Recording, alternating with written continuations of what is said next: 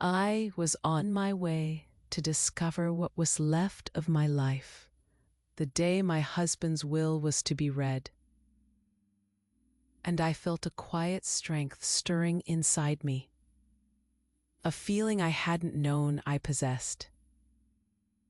The morning was crisp, almost too bright for the weight in my heart, not just of his estate, but of our life, the one we built brick by brick, dream by dream. The thought alone made my chest ache.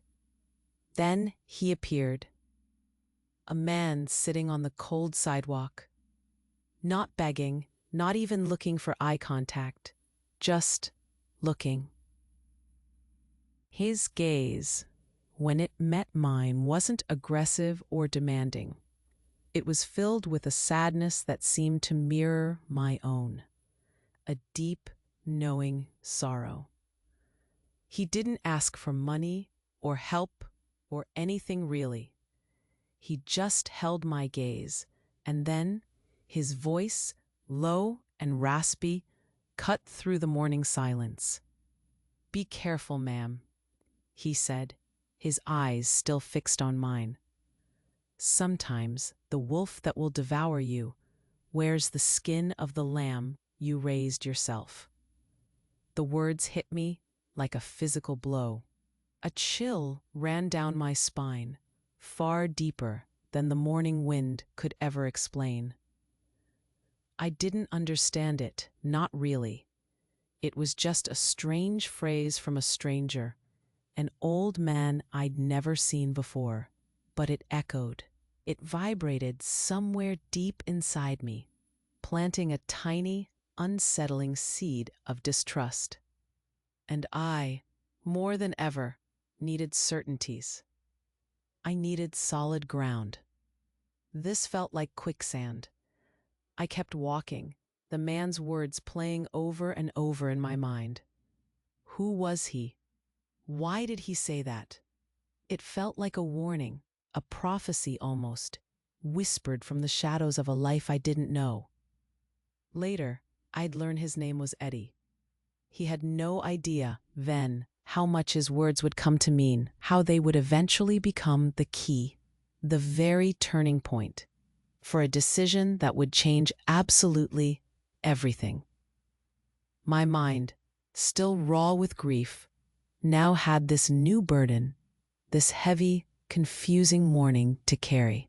A law firm was only a few blocks away. Each step was a battle. My heart pounded, not just with sorrow for Harold, but with a growing unease. The weight of his loss was immense, a constant ache.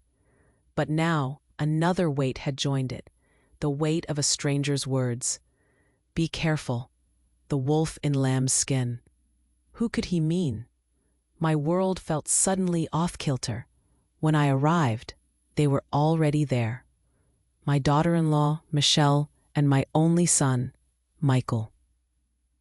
They both rose, their faces arranged in what I can only describe as rehearsed smiles. Michelle reached for me first, a hug that felt more like a formality than an embrace. Michael followed, his hug equally lacking in warmth, stiff and perfunctory. I felt a pang of rejection, a familiar sting of emotional coldness that had crept into our interactions these past few weeks. They started talking, their voices a little too bright, a little too loud in the hushed waiting room. "About taking care of me," they said. "About making things easier. About how I wouldn't have to worry about a thing anymore." Their words, meant to soothe, felt like barbed wire. I just nodded, a silent figure in my own grief, remembering the stranger's intense gaze, his solemn warning. The distance between us, between me and my son, felt vast and icy.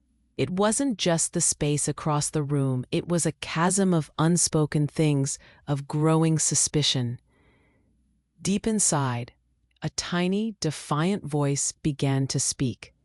It whispered that the grief for my Harold, for the beautiful, long life we shared, would actually be the least of the pains I was about to face that day. This wasn't just about Harold's will, about money or property. It wasn't about the final division of assets. No, this felt like something much bigger, much more profound. It felt like the bitter, crushing end of a cycle of trust, the last painful chapter of a life I thought I knew completely. I was standing on the precipice, about to discover that the most excruciating betrayal doesn't come from your enemies. It doesn't come from those you expect to harm you. It comes instead from the complicit silence, the calculated actions of those you love most in the world, and that silent humiliation, that slow erosion of your dignity, hurts more than any open wound. But as I sat there, the air thick with unspoken intentions, a strange thing began to happen. That stranger's warning, the one I hadn't understood, started to make an eerie kind of sense. And with that understanding, a flicker of something new ignited within me, a quiet realization that, despite everything, despite the grief and the looming betrayal, I still had one last card to play. It was a secret I'd kept close, a strength they didn't know I possessed. My name is Eleanor. I'm 73 years old. I've seen a lot of life, good and bad. Most of it, the very best of it, was spent right there beside Harold. 50 years. Can you imagine that? Half a century with the same person, building a world together. I never worked outside the home, not in the way people usually think of work. My craft, my calling, was building a home. And not just any home, but our home. It was me who managed every single account, every bill, every receipt, every penny saved. I was the one who invested the small savings Harold brought home from his job. I watched those numbers grow, turning his steady salary into real assets, brick by brick, piece by piece. Harold, he was the heart of our home, absolutely. His laughter filled the rooms, his kindness warmed every corner. But me? I was the silent foundations, the part you don't see, but without which everything would just crumble. He always used to say, laughing that big booming laugh of his, that I had a better nose for business than many a man in a suit. He trusted me implicitly, completely, and I loved him for that trust.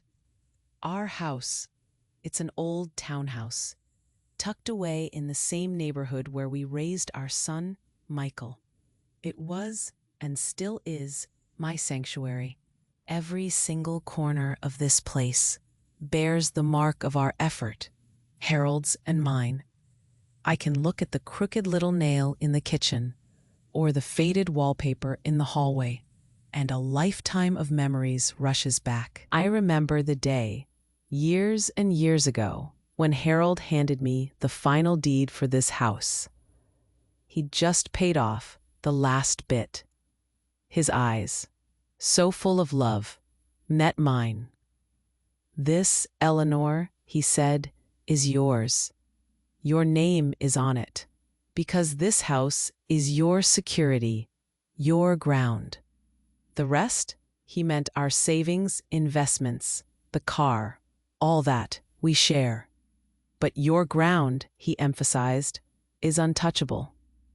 He made sure of it. I kept that document, the original deed, tucked away safe. It was my most precious possession, a secret of love between us. No one else ever needed to know about it. It was just for me, from him. Michael, my son. He was my life, my everything, my only child, and for a long time, he was exactly that. But ever since he married Michelle, a subtle distance, a quiet chill began to grow between us. Michelle, she was always sweet on the surface, you know? Always with a polite smile, a soft voice. But her eyes, they always seemed to be calculating. Always. I saw how she looked at our furniture, the antique pieces Harold's grandmother passed down. I saw how she looked at the car, and how she looked at this house. I could feel it deep down. To her, I wasn't just Harold's wife, Michael's mother. To her, I was merely the guardian, the temporary keeper of a future she already considered completely her own. And I, for love of my son, I kept silent. I just observed. I watched. I listened. I just tried to understand. But what they didn't know, what they still don't grasp, is that a mother's silence can be so many things. It can be a refuge, yes, a place to weather the storm. But it can also be a fortress, stronger than any wall, more unyielding than any stone. And it was there, within that silence, that my strength truly lay, waiting. The coldness, after Harold passed, it really did settle in, not just in the empty space beside me in bed, or the quiet house, but in them, in Michael, my son, and in Michelle, his wife. Michael, my dear boy, his visits, they became rare, so rare. And when he did come by, they were hurried, like he was just ticking a box on a list. He wouldn't look me in the eyes. Not really. It was always a quick glance. Then his gaze would dart away, to the floor, to the window, anywhere but at me. I saw it, that flicker, that something in his eyes. It was a guilt, I think, a feeling he couldn't name, couldn't quite face. He wasn't the same Michael, not anymore. He was a stranger, wrapped in my son's skin, and that hurt, more than I can say. Michelle, on the other hand, she started coming around more often. It wasn't the kind of frequent visit that brings comfort, though. It was a different kind of familiarity, a bothersome kind. She would just, well, let herself in sometimes, as if she already owned the place. She'd bring these glossy decoration catalogs, laying them out on my coffee table, right where Harold and I used to read the newspaper together. She'd point to pictures of sleek, modern kitchens or minimalist living rooms. This neighborhood, she'd say, it's really modernizing, Mom. Meaning, I suppose, that my home, our home, was old, outdated. She'd always talk about how, maybe a smaller apartment would be so much more practical for me now. Easier to manage, less upkeep, less everything. I heard what she wasn't saying. Less of a burden on them, I suppose. The conversations, they were never direct.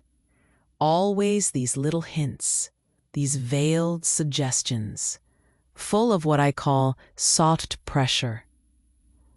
One afternoon, Michael came over. Just him this time. He sat at the kitchen table, where we'd shared countless meals. He cleared his throat. "Mom," he said, trying to sound caring, "you don't need to worry about these bills anymore." His hand reached out gently for my checkbooks, which were always on the counter, just where Harold knew they were. "Let Michelle and I take care of everything," he insisted. "You've worked enough already. Worked enough.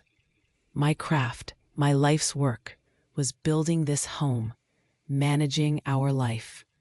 It wasn't work in his eyes, I guess. His words, They were meant to sound like concern, like care, but they landed on me like disdain, a quiet dismissal.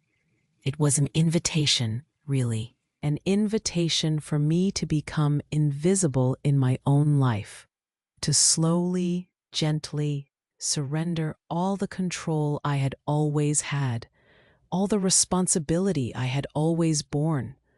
They wanted me to step aside, to disappear. I tried to talk to them. I really did. I tried to ask about their plans, about what they meant exactly. But their answers were always so vague, so evasive. "Oh, just making sure you're comfortable, Mom. Don't you worry your head about it. We'll figure it out." It was like they were following a script, a carefully rehearsed play, and I, the main character of my own life, wasn't even given a role. I was just in the way, a prop. The pain of losing Harold, my rock, my love, it was immense, a constant ache. But now, this new pain, it mixed with the old, the pain of exclusion, the pain of being pushed out subtly from the center of my own world.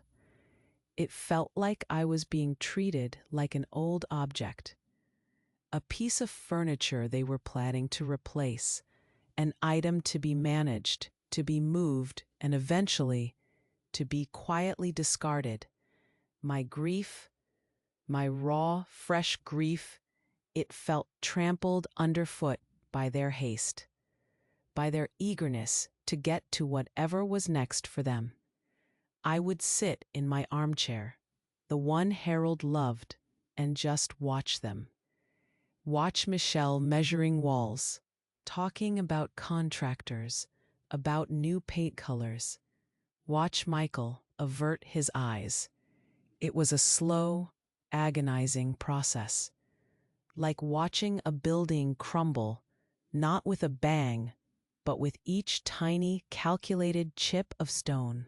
But the greatest pain, the deepest, most crushing pain of all, was seeing that my own son, Michael, was allowing all of it to happen, right under his nose. He wasn't stopping her. He wasn't defending me. He was just letting it be.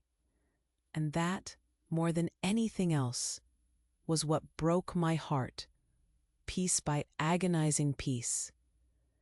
The day the will was finally read, it wasn't in some cold, sterile law office. Oh no, it was right here, in my own living room. Michelle, in her saccharine voice, had insisted. "It would be so much more comfortable for me," she'd said. The irony of that was so sharp, so cruel, it almost made me laugh. Comfortable. In the very place where they were about to dismantle my life. Their lawyer, a tall, impeccably dressed man I'd never seen before, arrived with a briefcase and a smile that never quite reached his eyes. He introduced himself, but I barely registered his name. He sat, without asking, in Harold's favorite armchair, the one where Harold used to read the newspaper, where he'd doze off after dinner. It felt like an invasion, a desecration. He opened his briefcase, pulled out some papers, and began to read. As his voice droned on, a cold knot formed in my stomach. The document he was reading, it was a crude forgery. I knew Harold's words, his thoughts, his way of expressing himself better than anyone. He would never have written something like this. This wasn't his voice. This wasn't his heart. The forged will described Harold as a man deeply concerned.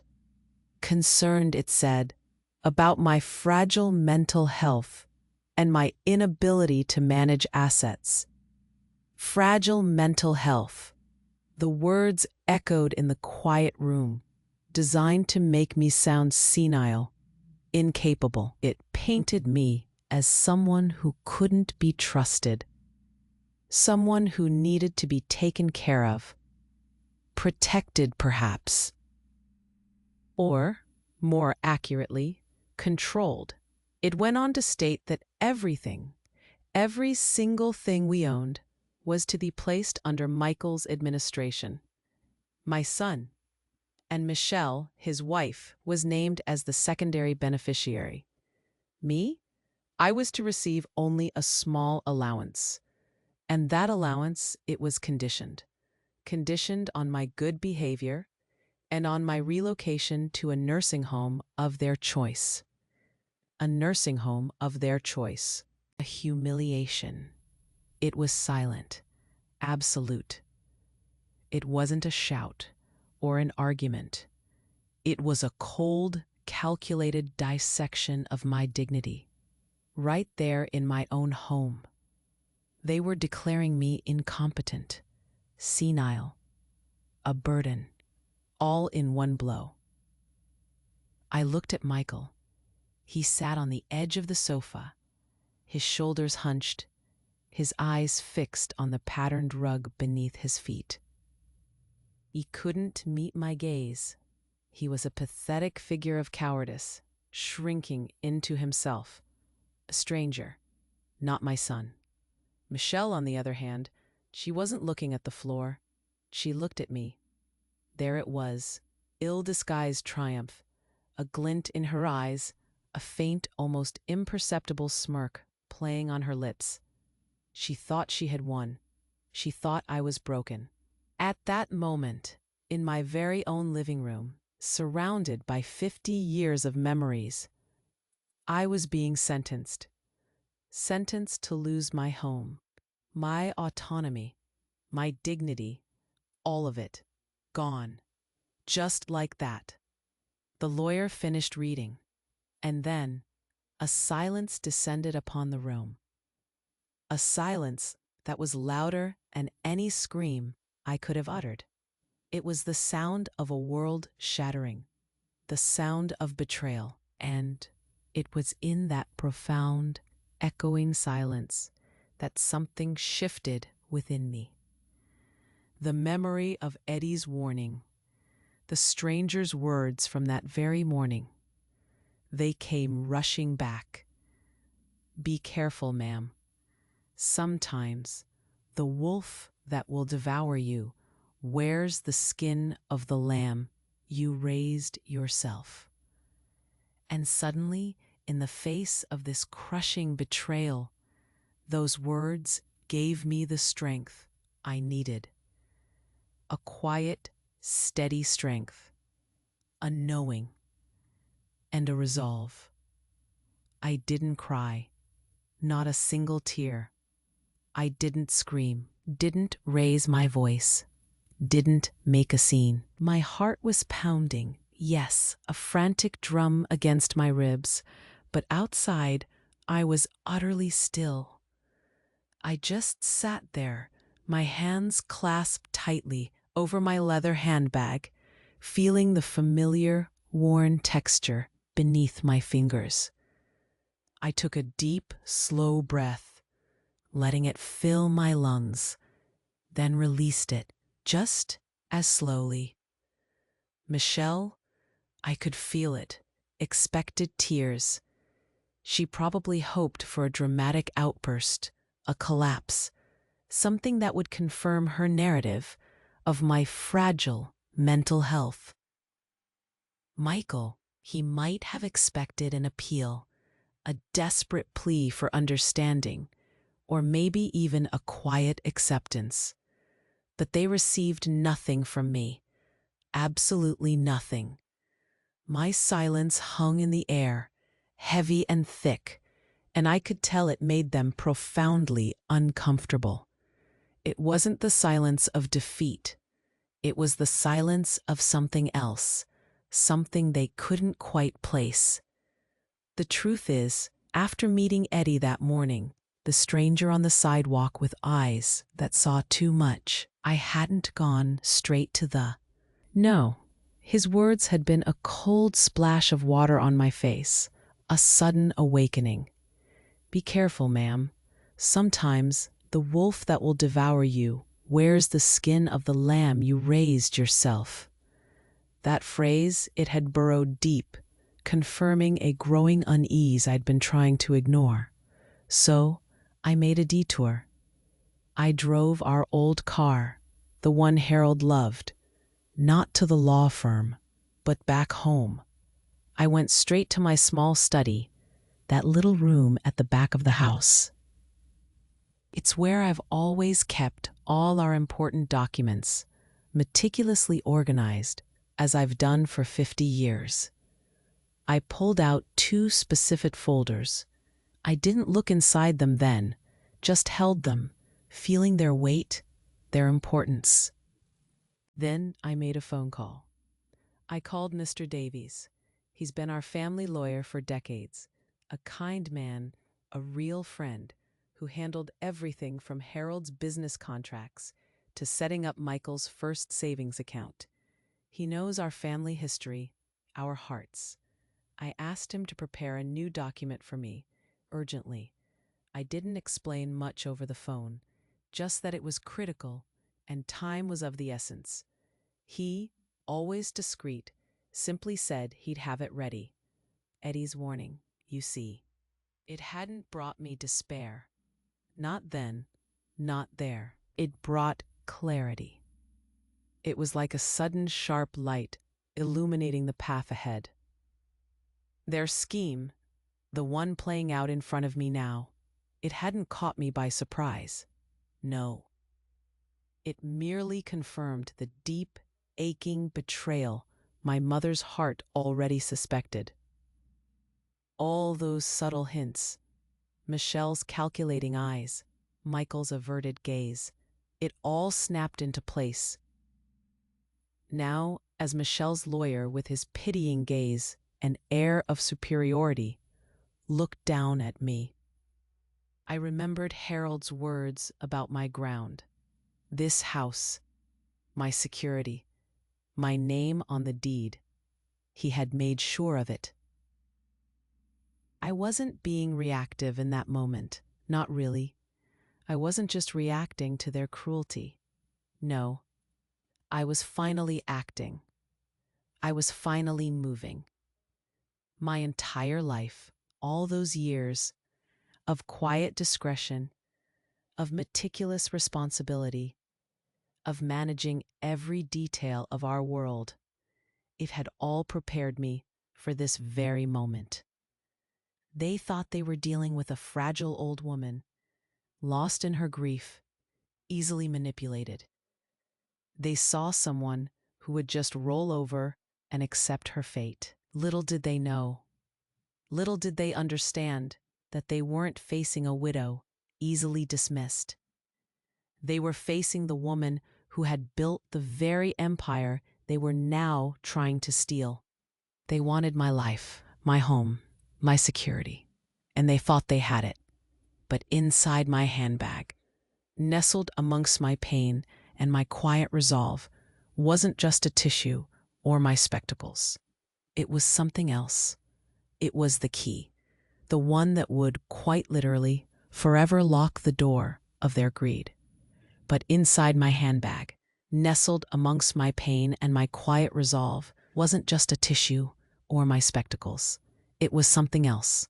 It was the key, the one that would, quite literally, forever lock the door of their greed. The days that followed that reading were a real test of nerves. Every morning felt heavier than the last, a slow, drawn-out torment. Michelle, she really believed she had won. You could see it in the way she carried herself. She started acting like the new mistress of the house, like she already owned every stick of furniture, every framed photograph. She walked through the rooms, our rooms, with a tape measure in her hand, talking on her phone, always on her phone. with what sounded like contractors. I'd hear bits and pieces, things about a major renovation, about knocking down walls, about modernizing everything. She'd point, she'd gesture. She even brought a stack of cardboard boxes, big ones, and left them by the staircase. She had the audacity to suggest I start packing up the less important things to make the move, my move to a nursing home, easier. Every single gesture, every single word, it was a stab at my soul. A fresh wound with each passing hour. Michael, my son, he continued to avoid me. It was like I was a ghost in my own home. If I tried to approach him, to talk, to just look him in the eye, he'd mumble excuses. "It's for my own good," he'd say. "You'll get used to it, Mom." He just wouldn't engage. He couldn't. His complicity, that's what hurt me most of all. He was abdicating his role as a son. He was letting himself be an accomplice in his wife's plan. My own son. It was like a slow, agonizing death of what I thought our relationship was. Other relatives, somehow, they got wind of the new situation. My phone started ringing. Pitying voices on the other end. "Oh, Eleanor, I'm so sorry. Are you doing all right?" Treating me like a child who didn't understand what was happening. As if I were too frail, too simple, to grasp their cruel intentions. It was humiliating. All of it. A parade of well-meaning but utterly clueless people, making me feel even more exposed. I felt completely alone, a deposed queen in her own castle. My beautiful house, the one Harold and I had built together, the one that had always been my refuge, my safe haven, it became hostile territory. Every step Michelle took, every phone call, every box she brought in, it felt like an invasion. I found myself eating alone in the kitchen, just trying to escape the sound of her voice from the living room, listening to her confidently, carelessly, making plans for my future, a future where I had no voice, no choice. The pressure was immense. It was crushing. The pain of being invisible, not just to Michelle, but to my own son. It reached its absolute peak. It was unbearable. I could feel myself shrinking, almost fading, under the weight of it all. But they made a fatal mistake. They really did. They underestimated the strength of a mother who had nothing left to lose. But they made a fatal mistake. They really did. They underestimated the strength of a mother who had nothing left to lose. I scheduled a new meeting. I called Michael myself, my voice calm, almost detached. It was time, I said, to sign the transfer papers. I made it sound like I was finally giving in, finally accepting their fate for me. I wanted them to be absolutely sure of their victory, to feel the sweet taste of it before it turned to ash. They came, of course, radiant, almost glowing with self-satisfaction. Michelle, Michael, and their lawyer, the man with the smile that didn't reach his eyes. They sat again in my living room. The same chairs, the same quiet anticipation. The lawyer, he pulled out a stack of documents, already prepared for my signature. He slid the pen across the polished wood of the coffee table, right to my hand. "Sign here, Mrs. Eleanor," he said, his voice smooth, full of what he thought was gentle authority. But I didn't sign, not a single stroke. Instead, I took a deep, deliberate breath and slowly, Carefully, I opened my handbag. The leather was warm beneath my fingers. I pulled out a single, thin folder. Before that, I said, my voice barely above a whisper, but clear enough to cut through the stillness, "I think you forgot a small detail." I placed the folder on the table. Inside was the original deed to this house, the one Harold had given me, the one with my name, Eleanor Vance, boldly printed as the sole owner. I slid it across the table. The silence in the room was immediate. It was absolute. You could feel the air thicken, heavy with unspoken questions. The lawyer, his expression suddenly uncertain, picked up the document. He read it, his eyes scanning the lines, then reading them again. The color drained from his face, leaving him as pale as the paper in his hands. "This house," he stammered, his voice losing all its smooth confidence. "This house is in Eleanor's name. It was never part of the deceased Harold's assets. Legally," he continued, his eyes wide, "it was never in the probate inventory." Michelle's jaw dropped. Literally. It just fell open, like a trapdoor springing loose. Her triumphant smile vanished, replaced by a mask of disbelief, then dawning horror. "Michael, my son," he finally looked at me. For the first time in months, his eyes met mine, not with guilt, not with pity, but with pure, unadulterated shock. A raw, visceral surprise that tore through his carefully constructed indifference. He saw me, really saw me, in that moment. Then I pulled out the second folder. It was thinner, but its contents were just as heavy.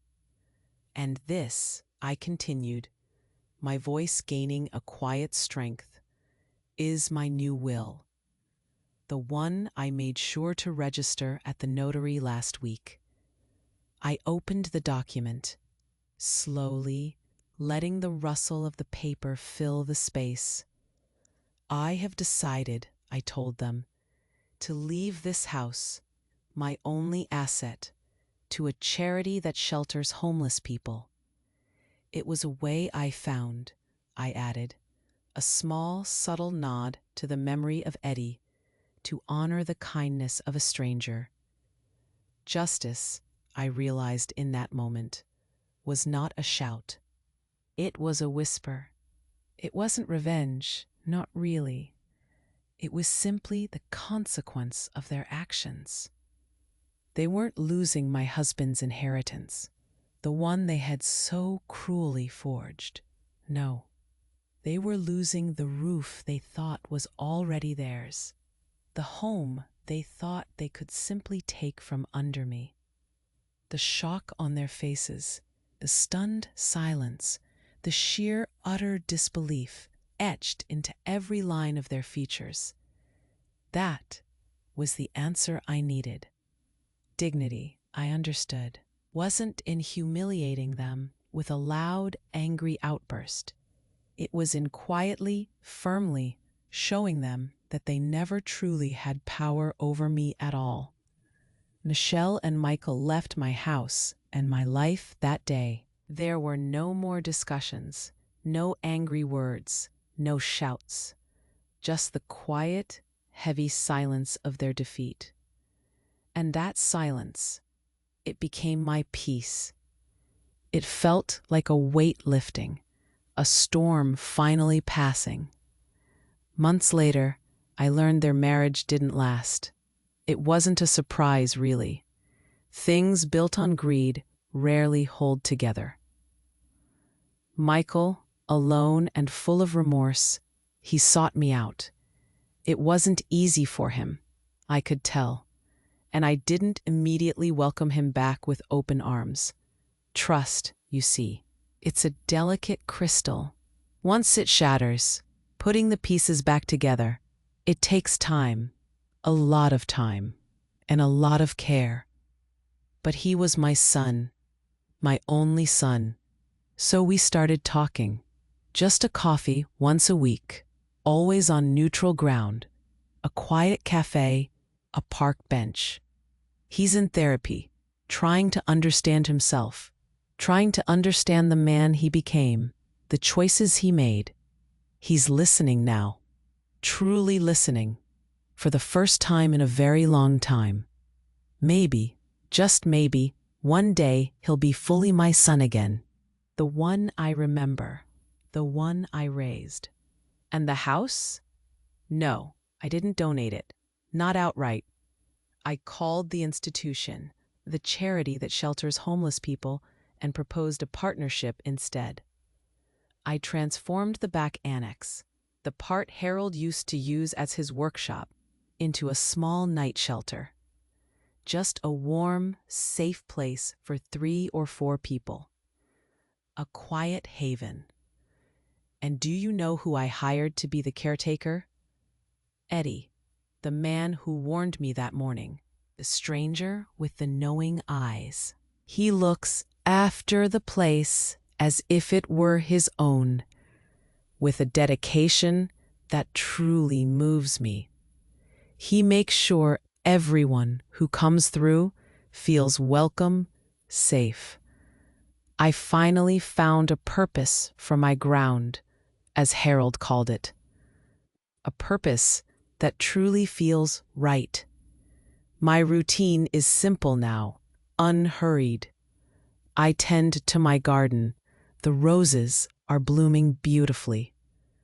I manage the finances of the small shelter, making sure every penny counts, that it reaches those who need it most.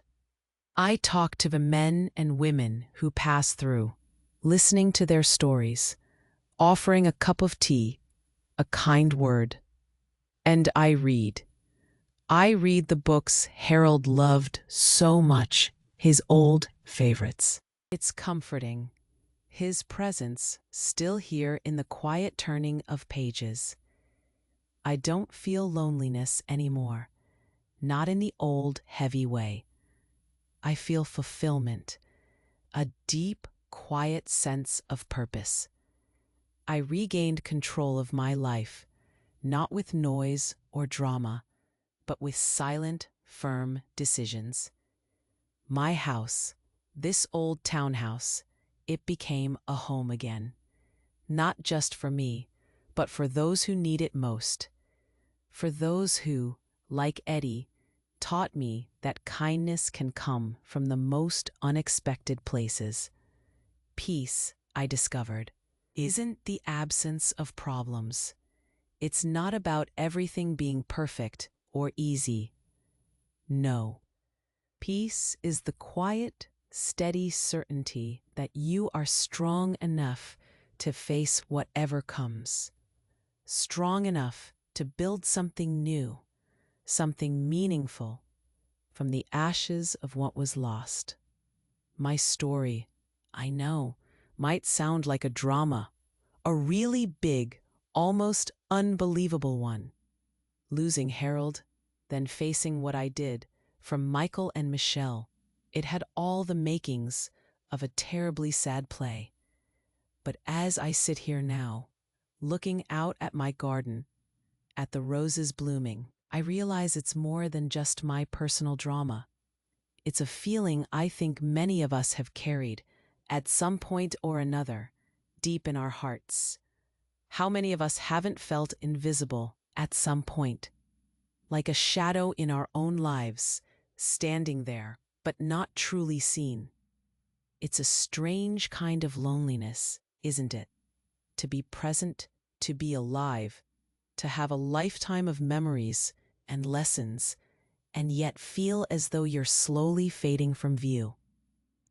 They, Michael and Michelle, they saw me only as an obstacle, an old woman to be managed, to be moved aside. They tried to rewrite my ending, to decide what my final chapter would be, without even bothering to ask me what I wanted to write. They wanted to put me on a shelf, gently, yes, but still on a shelf, to gather dust, to be quiet and out of the way. It felt like they were trying to tell me my experience, my 50 years of building a home, of managing our finances, of being Harold's silent foundation, no longer held any value.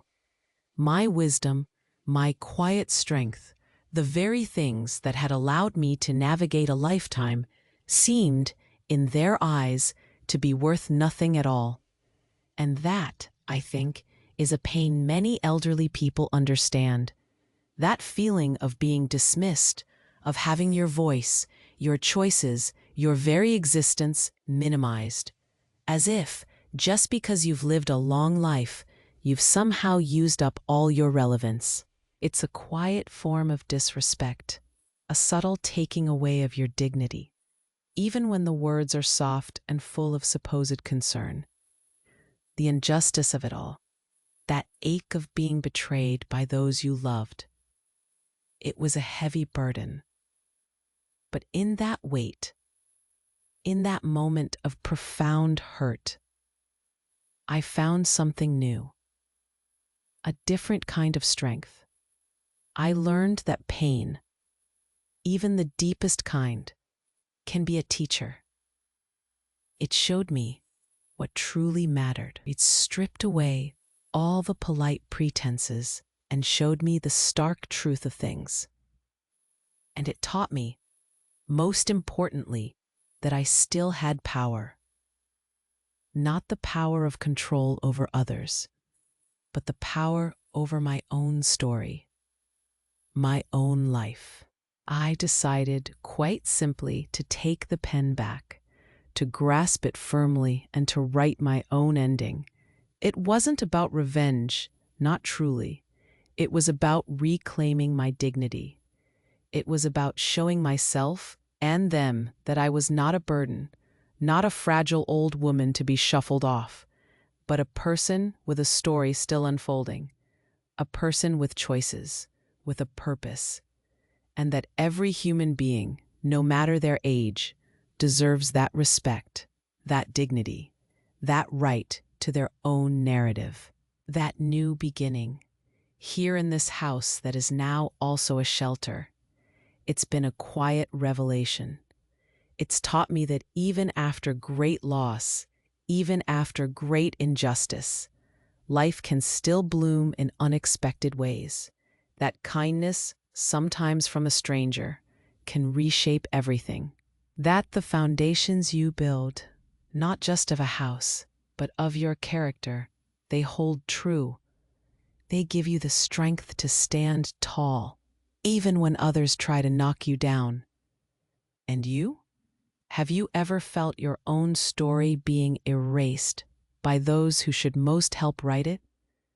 Have you ever felt that quiet push, that subtle dismissal that tried to tell you your time was over, that your value had diminished? It's a powerful question, isn't it? Because in those moments, in that quiet feeling of being overlooked, that's when we have to remember our own strength. That's when we have to remember to take the pen back and keep writing. And that's exactly what I did. I took the pen back. And let me tell you, dear friend, there's a quiet power in that. A profound sense of liberation that washes over you when you finally decide your story, your life, is yours and yours alone to shape. It wasn't a sudden burst of energy, no. It was a slow, steady reclaiming of myself, piece by piece, day by day. The dignity I found wasn't in the victory over Michelle and Michael, though that was certainly satisfying. It was in the quiet, simple act of standing firm in who I am. It was in looking at myself in the mirror and seeing not a frail old woman, not a discarded relic, but Eleanor, the woman who built a home, who loved deeply, who faced betrayal, and who chose, in the end, to build something even better from the ashes. That's where true dignity lies, I believe, in the unwavering belief in your own worth, even when others try to strip it away. The days now, they're filled with a gentle rhythm, the quiet hum of the house, the scent of fresh coffee in the morning. My garden is flourishing, the roses blooming in defiance of what was, each petal a testament to resilience. I walk among them, feeling the morning sun on my face, and I think of Harold, not with the sharp ache of loss, but with a warm, comforting presence. He would have loved this. He would have loved what our house has become. The transformation wasn't just about my home or my routine. It was inside me. The bitterness, the resentment, it slowly faded, replaced by a deep well of serenity. It's a peace that isn't fragile, not anymore. It's a peace forged in fire, a quiet strength that hums beneath the surface of every moment. I'm no longer waiting for something to happen or for someone to validate my existence. I'm living it, fully, consciously. Eddie, bless his heart, he's become more than a caretaker. He's a friend, a quiet presence who understands more than he says. We share a cup of tea in the mornings, talk about the garden, about the people staying in the annex, their stories, the men and women who pass through our small shelter.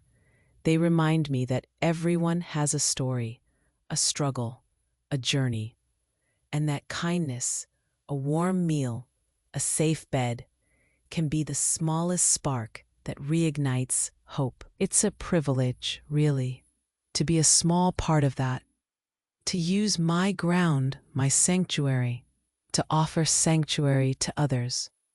It feels right. It feels like purpose.